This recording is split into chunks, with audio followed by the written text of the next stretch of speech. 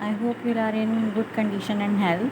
Today's topic is theories of immersion. इससे पहले कि हम अपनी वीडियो स्टार्ट करें, अगर आपने मेरा चैनल सब्सक्राइब नहीं किया तो सब्सक्राइब कर दीजिए, लाइक कर दीजिए, शेयर कर दीजिए ताकि दूसरे स्टूडेंट भी इससे बेनिफिट ले सकें।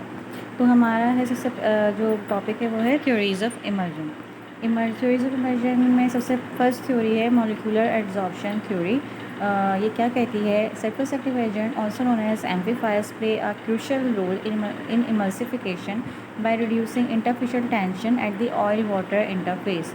जो सरफेस एक्टिव एजेंट्स होते हैं हमारे, वो क्या करते हैं, जिनको हम एम्पलीफायर्स भी कहते हैं। एम्पलीफायर्स वो होते हैं जिनके अंदर दोनों चार्ज होते हैं, पॉजिटिव और नेगेटिव, ठीक है, उनको एम्पलीफायर्स कहा जाता है। तो ये क्रूशियल रोल प्ले करते हैं इमल्सिफिकेशन के लिए।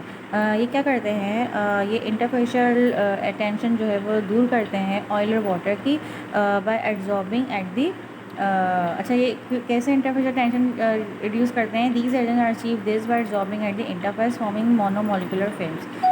ये जो है इंटरफेशियल टेंशन ऐसे जो है ना अचीव करते हैं कि ये जो सरफेस एक्टिव एजेंट होते हैं ये एब्जॉर्ब हो जाते हैं इंटरफेस के ऊपर दोनों ऑयल और वाटर के, जिससे क्या होता है कि वो जो पार्टिकल्स हैं उन आपस में जो है बैरियर क्रिएट हो जाता है उनके दरमियान।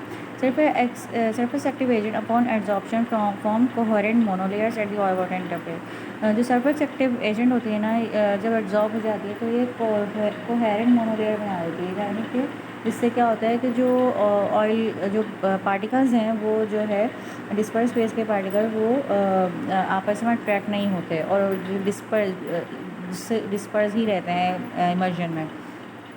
These monomolecular film act as a protective barrier. और ये जो मोनोमोलिकुलर फिल्म्स होती हैं ये एज अ प्रोटेक्टिव बैरियर के जो है ना तौर पे एक्ट करती हैं, preventing the collisions of disperse droplets.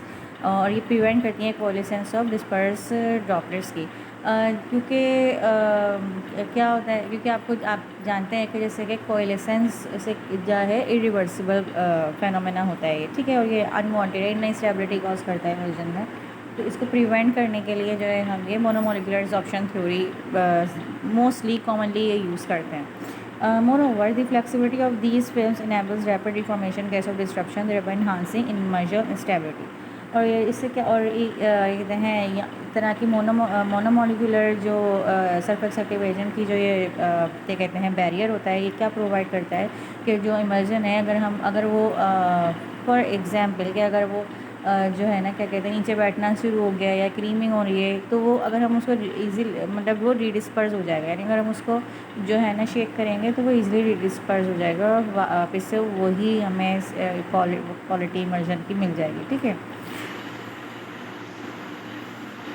तो एग्जांपल है इसकी मोनोमोलिकुलर एब्जॉर्प्शन थ्योरी की। The combination of sodium cetyl sulphate and cholesterol leads to a complex film that produces an excellent emulsion. ये जो कॉम्बिनेशन है ना सोडियम सेटाइल सल्फेट और cholesterol का, इससे क्या होता है कॉम्प्लेक्स फिल्म बनती है और ये इसका एक्सीलेंट इमर्जन हमें नज़र आता है। बाकी अगर हम सोडियम सेटाइल सल्फेट को ऑलियो अल्कोहल के साथ जो है ना मतलब उसका सोडियम सेटाइल सल्फेट को ऑलियो अल्कोहल के इमर्जन में डालें तो ये क्लोजली पैक और कंडेंस फिल्म जो है ना वो नहीं बनाते, जिससे क्या होता है कि जो है वो पुअर इमर्जन के तौर पे जो ना ये मतलब हमें पुअर इमर्जन मिलता है, ठीक है। इसलिए जो है किस इंग्रेडिएंट के साथ कौन सा सरफेस एक्टिव एजेंट चलेगा ये भी एक जो है ना क्या कहते हैं कंसाइडरेशन की बात होती है, ठीक है। अच्छा, अब है oriented wedge theory. Oriented wedge theory क्या होती है? This theory deals with formation of monomolecular layers of emulsifying agent curve around a droplet of the internal phase of the emulsion. इस थ्योरी में कह रहे हैं कि इसमें भी जो है मोनोमोलिकुलर लेयर बनती है इमल्सिफाइंग एजेंट की, लेकिन वो कर्व्ड बनती हैं और वो राउंड कर रही होती हैं किसके internal phase of the emulsion के। Emulsifier molecules oriented interface. जो इमल्सिफायर मॉलिक्यूल्स होते हैं वो अपने आप को इंटरफेस के ऊपर प्लेस कर लेते हैं। Dotted line indicates the large volume occupied by polar head due to formation of hydrated complex. अच्छा, इस पिक्टोरियल में जो डॉटेड हेड्स है ना वो ये रिप्रेजेंट कर रहे हैं कि ये जो है पोलर एंड है और इसमें ये पोलर एंड इस वजह से क्योंकि उसके ऊपर हाइड्रेटेड कॉम्प्लेक्स जो है वो आकर एड्जॉर्ब हो रहे हैं, ठीक है।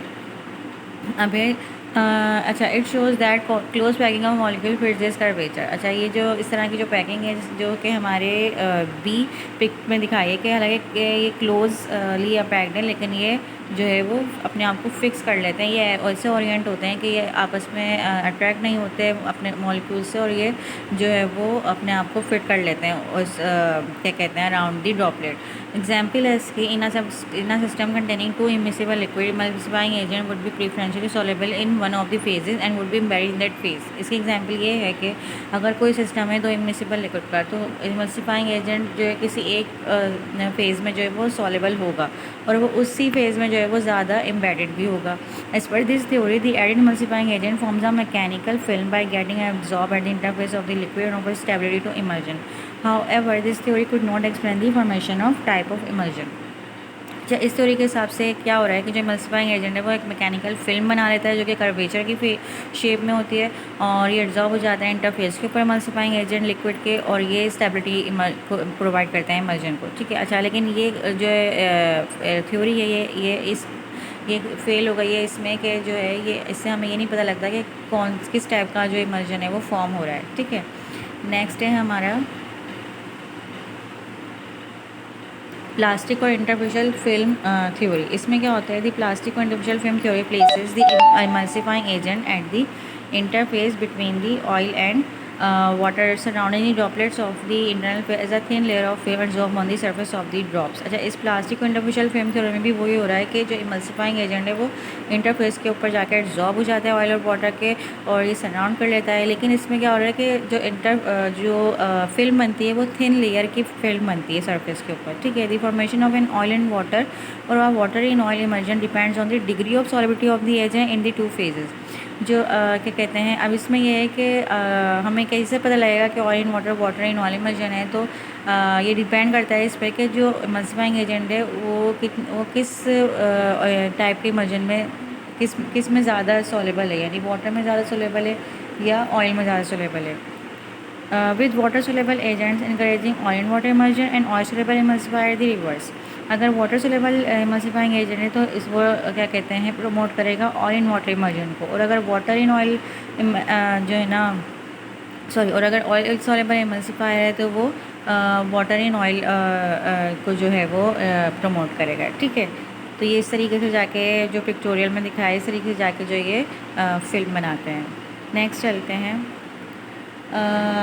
नेक्स्ट हमारी surface tension theory. According to the surface tension theory of emulsification the emulsifying agent cause a reduction in the interfacial tension of the two immiscible liquid. इस थ्योरी के हिसाब से क्या होता है, जो इमल्सिफाइंग एजेंट होता है वो interfacial tension of to immiscible liquid के रिड्यूस करता है, जिससे क्या होता है reducing the repellent force between the liquid bye किस तरीके से इंटरफेशियल टेंशन रिड्यूस कर रहा है वो जो रिपेलेंट फोर्स होती है ना दोनों लिक्विड के दरमियान उसको वो रिड्यूस कर देता है and withdrawing the attraction of liquid for their on molecule.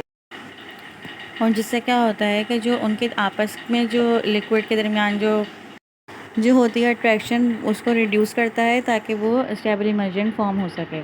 In this way this surfactant convert large globule into small ones and avoid small globules from coalescing into larger ones। इससे क्या होता है जो surfactant है वो मतलब large globules को small globules में कन्वर्ट होने से कहें रोकता है और अवॉइड करता है रोकता नहीं है, को कन्वर्ट करता है लार्ज ग्लोब्यूल को स्मॉल ग्लोब्यूल्स में और अवॉइड करता है स्मॉल ग्लोब्यूल्स को फ्रॉम कोलेसिंग इनटू लार्जर वंस, ताकि जो स्मॉल ग्लोब्यूल्स हैं वो जो है वो कोलेस होकर लार्जर वंस में बना ले। ठीक है, मतलब ये कि इसमें सिंपली ये होता है कि रिड्यूस करता है interfacial tension by reducing repellent force. ठीक है, between the two immiscible liquid और क्या कहते हैं सर्फेक्टेंट्स जो है वो जो लार्ज ग्लोब्यूल्स होते हैं उसको स्मॉलर ग्लोब्यूल्स में कन्वर्ट करते हैं और स्मॉलर ग्लोब्यूल्स को क्या कहते हैं रिटेन करते हैं कि जो है वो कोएलिसेंस ना हो और वो लार्जर वंस में ना बने। ठीक है, तो ये थी सरफेस टेंशन थ्योरी हमारी। अब नेक्स्ट है हमारी interfacial tension theory. Interfacial tension theory क्या कहती है, when two immiscible liquid come in contact the force causing each liquid to resist breakage is known as interfacial tension. अच्छा, अब इतनी इंटरफेशियल टेंशन की बात हुई थी तो इंटरफेशियल टेंशन होती क्या है, अगर कि जब दो इमिसिबल लिक्विड आपस में कॉन्टैक्ट में आए तो वो फोर्स जो कि दोनों लिक्विड को ब्रेक करने के लिए जो यूज़ हो रही होती है उसको हम इंटरफेशियल टेंशन कहते हैं। When a high interfacial tension exist between two liquid emulsification is difficult. अगर इंटरफेशियल टेंशन ज़्यादा होगी, हाई होगी, तो इमल्सिफिकेशन डिफिकल्ट होगी। And if tension could be reduce, emulsification facilitate. अगर हम वो टेंशन को रिड्यूस कर देंगे तो क्या होगा, इमल्सिफिकेशन जो है ना हो जाएगी। The explanation that in oil in water dispersion the interfacial tension is so great that when two globules of dispersed phase approach each other, it withdraws the liquid from between them with the result they coalesce। अच्छा, इसकी सबसे बेहतरीन example ये है कि जैसे कि oil water dispersion है, उसमें इंटरफेशियल टेंशन जो होती है ऑयल की, वो ऑयल वाटर में इतनी ज़्यादा होती है ऑयल ग्लोब्यूल्स की कि जो ग्लोब्यूल्स हैं जब वो आपस में करीब आते हैं तो वो वाटर को जो है ना वो बीच में से निकाल देते हैं और वो आपस में मिल जाते हैं और जिससे वो कोएलेस हो जाते हैं और लार्जर ग्लोब्यूल्स बनते हैं। ठीक है, इस तरीके से हमारा जो इस क्या होता है इससे कि जो हमारा इमल्जन है वो इनस्टेबल हो जाता है। When the interfacial tension is greatly reduce by the addition of emulsifier the globules remain separate. जब हम इमल्सिफायर डालते हैं ना तो ये इंटरफेशियल टेंशन रिड्यूस हो जाती है क्योंकि वो इमल्सिफाइंग एजेंट का जो मेन क्या कहते हैं वर्क है वो यही है कि वो क्या कहते हैं इंटरफेशियल टेंशन को रिड्यूस करता है। नेक्स्ट चलते हैं, माई नेक्स्ट थ्योरी है Fisher theory of hydrates and solvates. इसमें क्या होता है, this theory does not attempt to explain the formation of concentrated emulsions and not explains how globules in an emulsion are prevented from coalescing and separation into layers. अच्छा, ये theory जो है वो doubtful है। इसमें ये जो है ना इसमें हमें ये नहीं बताया जाता है इस थ्योरी में कि जो कंसनट्रेटेड इमल्जन्स हैं वो कैसे फॉर्म हो रहे हैं, और जो इसमें ये भी नहीं बताया जाता कि जो ग्लोब्यूल्स हैं वो उनकी कोएलेसिंग कैसे प्रिवेंट हो रही है और जो लेयर्स की सेपरेशन हो रही है वो कैसे हो रही है। ठीक है, तो ये थोड़ी डाउटफुल है इस थ्योरी, इसलिए इसको इतना ज़्यादा एक्सप्लेन नहीं किया गया है। नेक्स्ट थ्योरी है हमारी विस्कोसिटी थ्योरी। विस्कोसिटी थ्योरी क्या कहती है, एज पर this theory an increase in viscosity of an emulsion will lead to an increase in the stability. ये थ्योरी कहती है कि अगर हम इमल्जन की विस्कोसिटी को इंक्रीज़ कर देंगे तो स्टेबिलिटी भी इंक्रीज़ हो जाएगी। But this theory failed to explain about the milk, which shows considerable stability even though its viscosity is less। लेकिन ये थ्योरी फेल हो जाती है ये एक्सप्लेन करने के, हालांकि जो हमारा नेचुरल इमल्जन है मिल्क वो लेस विस्कस में भी जो है वो मोस्ट स्टेबल होता है। ठीक है, तो ये लेस विस्कस वो जो है ना इमल्जन जिनकी विस्कोसिटी लेस है फिर भी स्टेबल हैं, तो वो कैसे स्टेबल है हालांकि उनकी लेस विस्कोसिटी है, तो ये उसको एक्सप्लेन करने के लिए फेल हो गई है। This theory is hold good for emulsion prepared with gum as emulsifying agent. ये थ्योरी उन इमल्जन्स के लिए अच्छी है जो इमल्जन्स के लिए जो इमल्सिफाइंग एजेंट है वो गम यूज़ हुआ है। ठीक है, गम वाले इमल्सिफाइंग एजेंट के लिए ये थ्योरी बेस्ट है। बट इट कोलैप्सेस और no explanation of emulsion made which comparatively low viscosity and great stability. और ये जो है कोई एक्सप्लेनेशन हमें प्रोवाइड नहीं करती है थ्योरी के जो लेस विस्कोसिटी है उन जिन इमल्जन्स की, हालांकि वो ग्रेटली स्टेबल हैं, तो वो कैसे जो है ना स्टेबल रह रहे हैं। तो ये इसका ड्रॉबैक, ये एक वन ड्रॉबैक है इसका। तो जो दो लास्ट की जो हमारी थ्योरीज़ हैं वो थोड़ी डाउटफुल हैं, बाकी जो थ्योरीज़ हैं वो ज़्यादातर जो है ना यूज़ की जाती है क्या कहते हैं इंस्टेबिलिटी को रिड्यूस करने के लिए। ठीक है, तो ये थी आज की वीडियो। आई होप कि आपको पसंद आई होगी। अगर मेरी वीडियो पसंद आती है तो इसको मेरे चैनल को सब्सक्राइब कीजिए, लाइक कर दीजिए, शेयर कर दीजिए ताकि दूसरे स्टूडेंट भी इससे बेनिफिट ले सकें। Thank you.